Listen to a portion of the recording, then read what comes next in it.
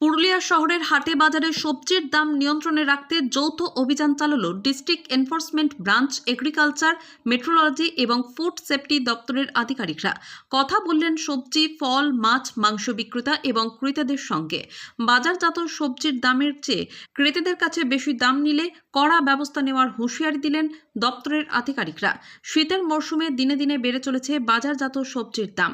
পাল্লা দিয়ে বেড়েছে মাছ, মাংস এবং ডিমের দাম। পুরুলিয়ার বাজারে লাউ, কুমড়ো, বিলাতি, ঝিঙে, কাল্লা, বেগুন, ভেন্ডি, কাঁচা লঙ্কা থেকে শুরু করে আদা, রসুন, পেঁয়াজের দাম কিছুটা বেড়েছে। এই দাম নিয়ন্ত্রণ রাখতে অভিযান চালালো প্রশাসনের আধিকারিকরা। তারা জানান, আপাতত বাজার দর নিয়ন্ত্রণে রয়েছে, নিত্যদিন দাম ওঠানামা করছে। তবে সাধারণ মানুষের অভিযোগ, এই অভিযান লাগাতার চালানো প্রয়োজন। একদিন অভিযান চালালে সেই দিন বাজার দর নিয়ন্ত্রণে হচ্ছে, পরে আবার সেই একই অবস্থা হয়ে উঠছে।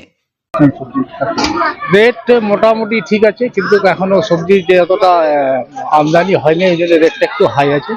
হ্যাঁ, তবে মাছের রেটও বেশি আছে। শাকসবজি এখন সম্পূর্ণভাবে উৎপাদন না হলে এখনো রেটটা ঠিক আছে।